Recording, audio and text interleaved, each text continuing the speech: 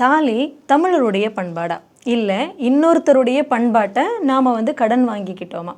பல ஆண்டுகளாக இந்த விவாதம் அப்படிங்கிறது தமிழ்நாட்டில் போய்கிட்டே இருக்குது. இப்போ ஏதோ டியூட் படத்தில் தாலி அப்படிங்கிறது வெறும் எமோஷன் தான், அதுக்கு வேறு எந்த மதிப்புமே கிடையாது அப்படின்னு சொன்னதுனால மட்டுமே விவாதம் வந்ததோ, இல்லை பாக்கியராஜ் அதற்கு எதிர்ப்பு தெரிவித்ததுனால அந்த ஆர்கியூமெண்ட் போயிட்டு இருந்துச்சு அப்படிங்கிறதுலாம் இல்லை. கிட்டத்தட்ட 1954 இந்த விவாதம் 2 தமிழறிஞர்களுக்கு நடுவில் ஏற்பட்டுச்சு.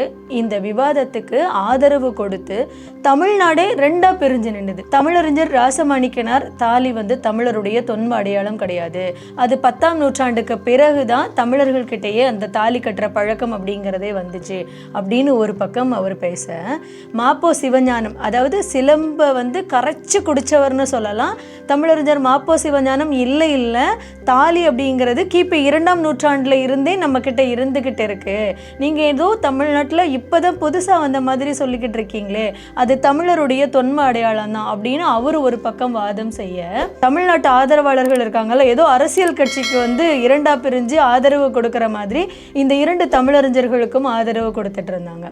இந்த விவாதத்தை தொடங்கி வச்சது யாருன்னு கேளுங்க, கவிஞர் கண்ணதாசன். அவர் தான் இந்த விவாதத்தையே தொடங்கி வச்சார். தாலி தமிழனுடையதா இல்லை இன்னொருத்தர்கிட்ட இருந்து நம்ம கடன் வாங்கினதான்னு. இறுதியில் கண்ணதாசன் எதற்கு தீர்ப்பு கொடுத்தாரு தெரியுமா? தாலி தமிழனுடையது கிடையாது அப்படின்னு ராசமாணிக்கனார் எடுத்து வைத்த வாதத்தை அக்செப்ட் பண்ணிக்கிட்டு அந்த விவாதத்துக்கு முக்கியத்துவம் கொடுத்து தாலி தமிழனுடையது இல்லை அப்படின்னு சொல்லி ஒரு முடிவுக்கு வந்துட்டாரு. ஆனால் இந்த தாலி அப்படிங்கிறது உண்மையிலேயே தமிழருடையது கிடையாதா? நம்ம இன்னொருத்தர்கிட்ட இருந்து இன்னொருத்தருடைய பண்பாட்டை தான் நம்ம வாங்கிக்கிட்டோமா? என்னுடைய ஓட்டு யாருக்கு அப்படின்னு சொல்லி பார்த்தீங்கன்னா, தாலி தமிழனுடையது, பழங்காலத்துலேருந்தே நம்மக்கிட்ட தாலி இருக்குது அப்படின்னு ஒத்தாளாக நின்று போராடினார் பாருங்க மாப்போ சிவஞானம், அவருக்கு தான் என்னுடைய ஓட்டு. எப்படி அப்படிங்கிறத நான் உங்களுக்கு ஆதாரபூர்வமாகவே, அதாவது ராசமாணிக்கனார் எடுத்து வைத்த ஆதாரத்திலிருந்தே நான் உங்களுக்கு சொல்கிறேன். நம்ம தொன்மத்தை நம்ம தேடலாம்.